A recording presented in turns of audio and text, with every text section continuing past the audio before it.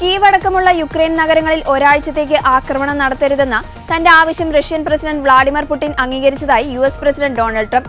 വ്യാഴാഴ്ച ക്യാബിനറ്റ് യോഗത്തിൽ സംസാരിക്കുന്നതിനിടെയാണ് പുടിൻ തന്റെ അഭ്യർത്ഥന അംഗീകരിച്ചുവെന്ന് യുഎസ് പ്രസിഡന്റ് ഡൊണാൾഡ് ട്രംപ് വെളിപ്പെടുത്തിയത്. മേഖലയിലെ അതിശൈത്യം കണക്കിലെടുത്ത് കീവിലും സമീപ നഗരങ്ങളിലും ആക്രമണം നടത്തുന്നത് ഒരാഴ്ചത്തേക്ക് നിർത്തിവെക്കണമെന്ന് ഞാൻ പുടിനോട് നേരിട്ട് അഭ്യർത്ഥിച്ചിരുന്നു. അദ്ദേഹം അതിനെ സമ്മതിച്ചു.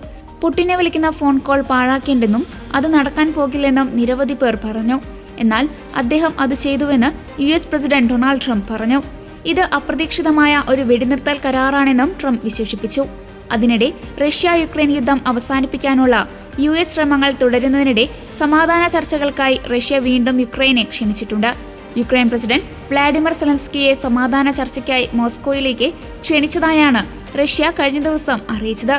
ഇതിനിടെയാണ് ട്രംപിന്റെ ഇടപെടലിനെ തുടർന്ന് റഷ്യ താൽക്കാലികമായ വെടിനിർത്തലിനെ സമ്മതിച്ചെന്ന റിപ്പോർട്ടുകളും പുറത്തുവരുന്നത്. വെള്ളിയാഴ്ച മുതൽ കീവ് മേഖലയിൽ കടുത്ത ശൈത്യം തുടങ്ങുമെന്നാണ് കരുതുന്നത്. ശൈത്യകാലത്ത് യുക്രൈൻ കടുത്ത വൈദ്യുതി ക്ഷാമം നേരിടുന്ന സാഹചര്യവുമുണ്ട്. 2022 ഫെബ്രുവരി 24 റഷ്യ പൂർണ്ണതോതിലുള്ള അധിനിവേശം ആരംഭിച്ചതിന് ശേഷം യുക്രൈന്റെ പ്രതിരോധത്തെ തകർക്കാൻ റഷ്യ ശ്രമം നടത്തുന്നത് തുടരുകയാണ്.